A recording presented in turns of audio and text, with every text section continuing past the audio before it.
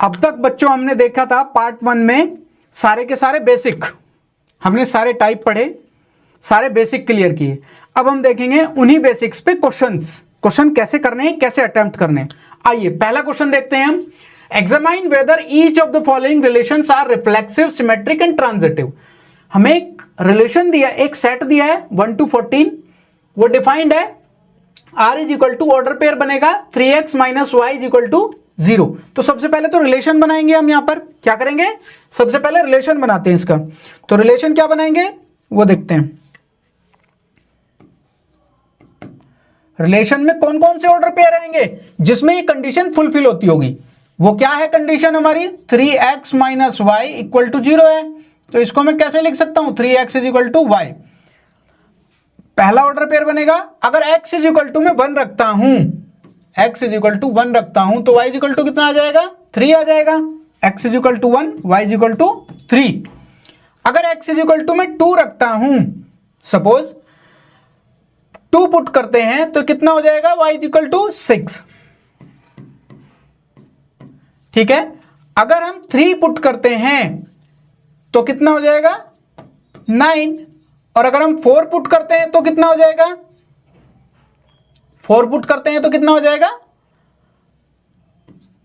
12। ठीक है, सपोज यहां पे 4 पुट करेंगे तो 12 हो जाएगा ना ये।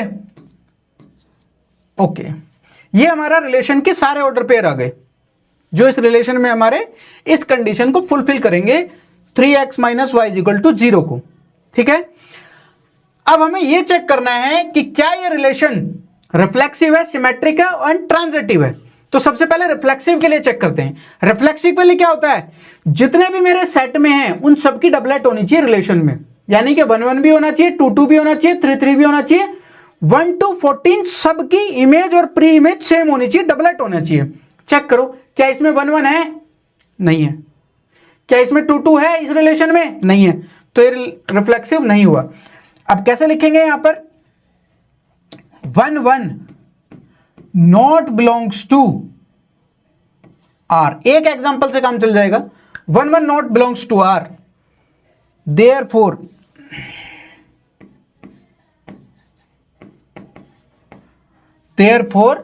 आर इज नॉट, क्या हो जाएगा, रिफ्लेक्सिव। ओके, ये हमारा फर्स्ट आ गया।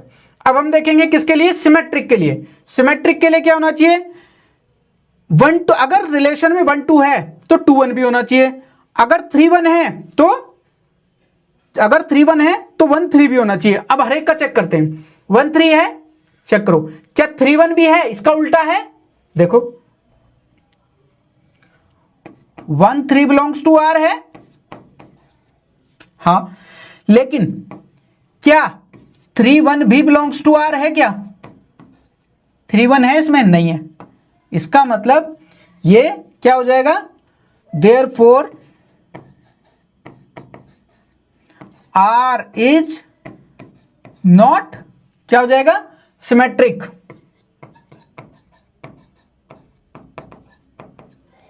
ठीक है।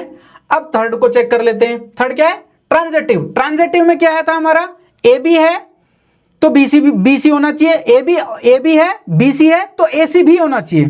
अब चेक करते हैं। 1 3 है, हाँ, सपोज ये ए मान लेता हूं मैं, इसको बी मान लेता हूं। अब बीसी भी होना चाहिए, बीसी मतलब बी हो गया, सी हो गया। ठीक है, अगर बीसी आ गया तो एसी भी होना चाहिए, यानी कि 1 और 9 भी होना चाहिए। है इसमें कहीं, नहीं है। इसका मतलब ये ट्रांजिटिव भी नहीं है। अब कैसे लिखेंगे इसमें, 1 3 बिलोंग्स टू आर तो है, और एंड 3 9 बिलोंग्स टू आर भी है, but 1 9 not belongs to R. तो क्या हो जाएगा, therefore R is not transitive.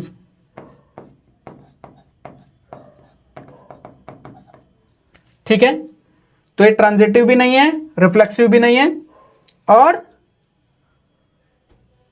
Symmetric भी नहीं है, तो ये इक्विवेलेंस रिलेशन भी नहीं है। कितना सिंपल सा क्वेश्चन था, ठीक है, ये क्वेश्चन डन हो गया। चलो अब हम देखेंगे नेक्स्ट क्वेश्चन हमारा।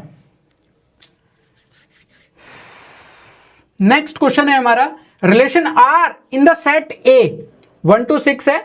आर कुछ ऐसे डिफाइंड है हमारा, एक्स वाई के ऑर्डर पेयर इस तरीके से बनेंगे कि वाई डिविजिबल होगा एक्स से। अब हमें चेक करना है कि ये रिफ्लेक्सिव है, ट्रांजिटिव है और सिमेट्रिक है कि नहीं है। तो सबसे पहले रिफ्लेक्सिविटी चेक कर लेते हैं। अब ध्यान दो जरा, रिफ्लेक्सिव के लिए क्या करते हैं, रिफ्लेक्सिव के लिए डबलेट होना चाहिए, मतलब 1 1 होना चाहिए, 2 2 होना चाहिए, 3 3 होना चाहिए। अब तुम सोच के बताओ,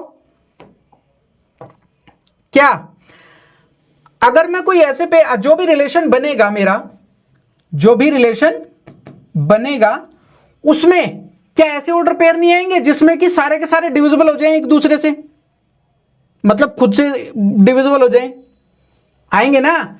मतलब क्या हो जाएगा,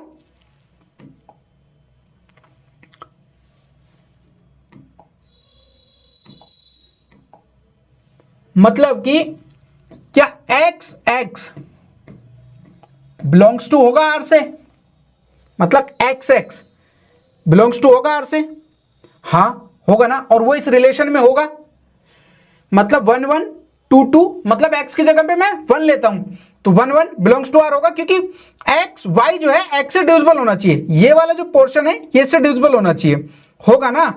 अगर मैं 1 1 रखता हूं, 2 2 रखता हूं, 3 3 रखता हूं, 4 4 रखता हूं और 5 5 रखता हूं और 6 6 रखता हूं।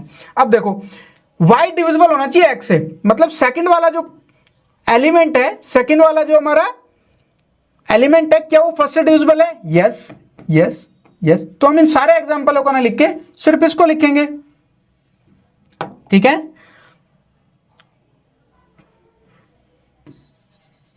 इसको मैं मिटा देता हूं, तो ये डिविजिबल हो गया, मतलब ये तो इससे डिविजिबल हो गया, इसका मतलब ये हमारे रिलेशन में है। इसका मतलब क्या हो जाएगा,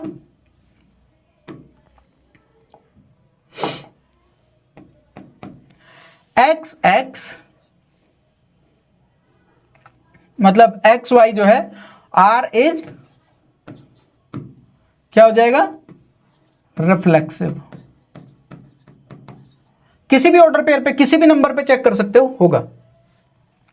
अब अगला चेक करते हैं, क्या सिमेट्रिक है, चेक कर लेते हैं।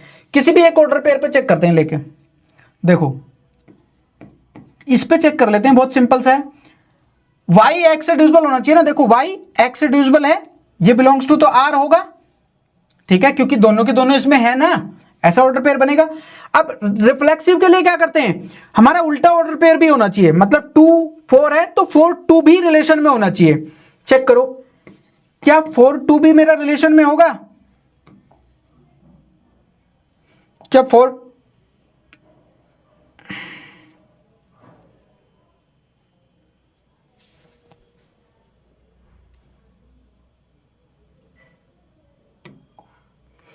क्या 4 2 भी मेरा रिलेशन में होगा,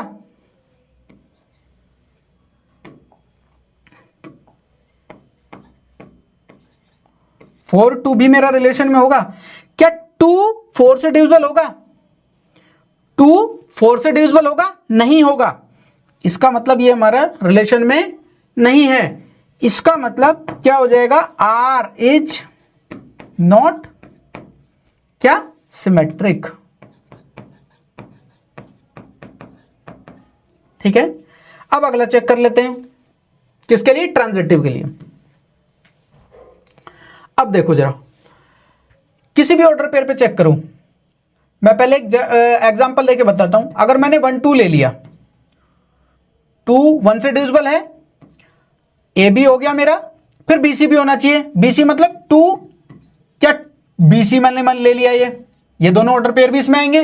देखो ये से डिविजिबल है ना, और ये 2 ये हो गया, 2 1 से डिविजिबल है और 4 2 से डिविजिबल है। अब मेरा ए सी भी होना चाहिए, ए सी मतलब 1 और 4 भी होना चाहिए। ये ए सी हो गया, क्या ये इस रिलेशन में आएंगे ऑर्डर पेयर? यस। अब जनरली सोचो जरा सा कि अगर बी ए से डिविजिबल हो रहा है और बी किसी थर्ड नंबर से भी डिविजिबल हो रहा है, तो ए और सी भी जनरली डिविजिबल होगा। इसको मैं लिखूंगा कैसे, जरा समझो। अगर x y belongs to R है, मतलब y x से डिविजिबल है, एंड y z, मतलब किसी तीसरे नंबर को y जो है डिविजिबल कर रहा है, z किसी इस y से डिविजिबल है, तो डेफिनेटली x जो है z को भी डिविजिबल करेगा, मतलब z जो है x से डिविजिबल भी होगा। तो क्या कह सकते हैं, देयरफॉर r इज ट्रांजिटिव। ठीक है, ये हो गया हमारा सेकंड। इसमें कोई सा भी और एग्जांपल सोच के देख लो, आ जाएगा। ये हमारा सेकंड एग्जांपल हो गया। अब हम देखेंगे अपना नेक्स्ट क्वेश्चन, बहुत ही अच्छा क्वेश्चन है। Relation R in the set natural number of N for N of natural numbers defined as R. R हमारा दे रखा है ऐसे ऑर्डर पेयर बनाने जहां पे y जो है x प्लस 5 होगा और जो x होगा 4 से छोटा होगा। तो सबसे पहले रिलेशन बना लेते हैं। ठीक है, सबसे पहले रिलेशन बना लेते हैं। येलो कलर बुरा मान जाएगा यार, सारे क्वेश्चन ही ग्रीन से कर रहे हैं। ठीक है, चलो x 4 से छोटा रखते हैं, ऐसे ऑर्डर पेयर बनाएंगे। पहले x 1 लेते हैं हम। अगर x 1 पुट करूंगा यहां पे तो रिलेशन में क्या आ जाएगा मेरा, y इक्वल टू 6 आ जाएगा। अगर x इक्वल टू 2 पुट करता हूं तो y इक्वल टू 7 आ जाएगा। अगर x इक्वल टू 3 पुट करता हूं तो y इक्वल टू कितना आ जाएगा, 8 आ जाएगा। x इक्वल टू 4 में पुट कर नहीं सकता, 3 4 से छोटे ही पुट करने। ठीक है, तो ये मेरा रिलेशन बन गया सारा। सॉरी,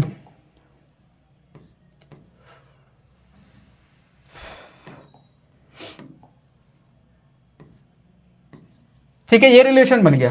अब हम सबसे पहले चेक करते हैं रिफ्लेक्सिव के लिए कि रिफ्लेक्सिव क्या होता है। रिफ्लेक्सिव के लिए मतलब है ए होना चाहिए, मतलब एक्स एक्स होना चाहिए, मतलब जितने भी हमारे रिलेशन बनेंगे उसमें 1 1 भी होना चाहिए, 2 2 भी होना चाहिए, 3 3 भी होना चाहिए, 4 4 भी होना चाहिए।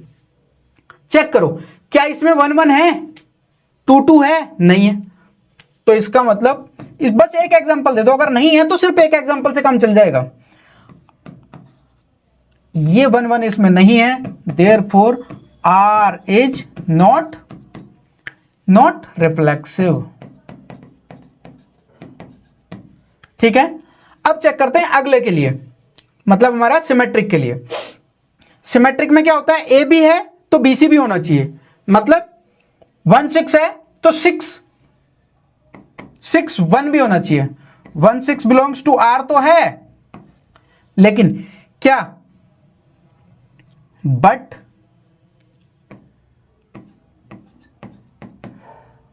6 1 नॉट बिलोंग्स टू आर।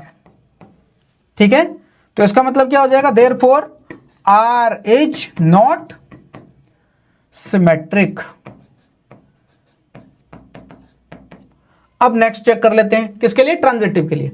इसको जरा ध्यान से समझने की जरूरत है, यह एग्जांपल बहुत अच्छा है ट्रांजिटिव को समझने के लिए। अब देखो जरा, ट्रांजिटिव में क्या होता है, अगर ए बी है तो बी सी भी होना चाहिए, फिर सी ए भी होना चाहिए, मतलब ए बी है और बी सी है तो ए सी भी होना चाहिए। अब चेक करो, अगर मैं इसको ए बी मान लूं फिर बी सी चेक करो, मतलब 6 से होने वाला कुछ है क्या, नहीं है। ठीक है, इसका अगर ए बी है और बी सी नहीं है तो मुझे ए सी को चेक करने की जरूरत ही नहीं है। ध्यान से देखो, ए बी है, हाँ है, अब बी सी ढूंढना है मुझे, बी सी नहीं है ना, तो अब ए सी को हम चेक ही नहीं करना, बी सी नहीं है तो। अब सोचो अगर मैं इसको ए बी मान लूं तो फिर बी सी होना चाहिए, मतलब 7 से कोई स्टार्ट होना चाहिए, वो नहीं है, तो फिर ए सी को भी चेक करने की जरूरत नहीं है इस पॉइंट पे भी। अगर मैं इसको ए बी मान लूं, मतलब बी मेरा 8 हो जाएगा, तो फिर बी सी भी होना चाहिए, बी सी मतलब 8 से स्टार्ट होकर होना चाहिए, नहीं है, तो इसका मतलब फिर मुझे इस पॉइंट पे भी ए सी को चेक करने की जरूरत नहीं है। इसका मतलब सिर्फ ए बी इफ, देखो इसको लिखेंगे कैसे, आर इज ट्रांजिटिव हो गया ना ये, तो इसको लिखेंगे कैसे, रिप्रेजेंट कैसे करेंगे, 1 6 बिलोंग्स टू आर। ठीक है, और अब 6 कुछ नंबर हमारे है ही नहीं यहां पर, जिससे हम मतलब 6 से कोई स्टार्ट होने वाला 6 पहला एलिमेंट और फिर उसके बाद कुछ और आ जाए, तो जिससे कि हम BC कह सकें उसे, और फिर AC को भी चेक कर सकें, वो है ही नहीं हमारा। ये बिलोंग्स टू R तो है, ये सारे के सारे बिलोंग्स टू R तो है, मतलब A भी बिलोंग्स टू R है सिर्फ। तो हम क्या लिखेंगे, there are AB belongs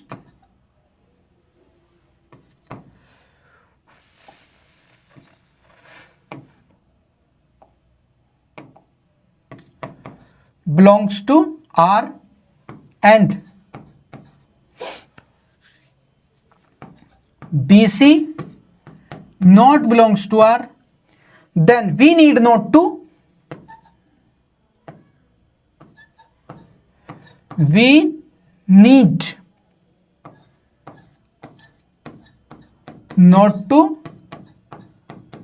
check AC।